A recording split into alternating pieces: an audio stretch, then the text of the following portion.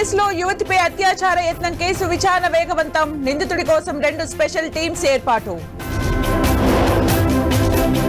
ఎమ్మెల్యేల అనర్హత పిటిషన్ పై రేపు సుప్రీంకోర్టులో విచారణ. ఇంకా నోటీసులకు సమాధానం ఇవ్వని తెలంగాణ స్పీకర్, ఎమ్మెల్యేలు.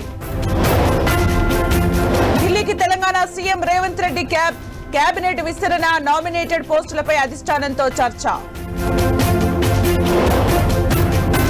హైదరాబాద్ లో రోడ్డెక్కిన ఆశా వర్కర్లు, ఉద్యోగ భద్రత, వేతనాలు పెంచాలంటూ ఆందోళన.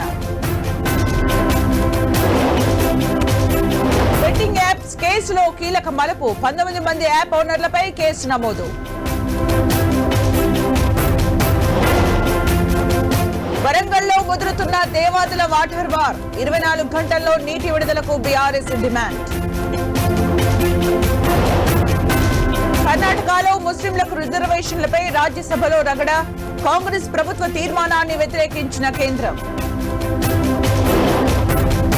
నాగపూర్ అల్లర్ల కేసులో పోలీసుల దూకుడు. ప్రధాన నిందితుల ఇళ్ల కూల్చివేత.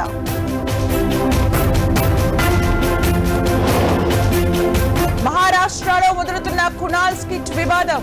షిందేపై కామెంట్స్ కు క్షమాపణ చెప్పాలన్న సీఎం ఫడ్నవీస్.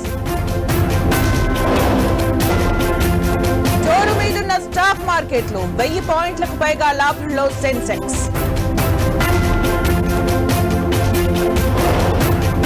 హైదరాబాద్ లో ఆకాశం మేఘావృతం. పలు ప్రాంతాల్లో కురుస్తున్న వర్షం.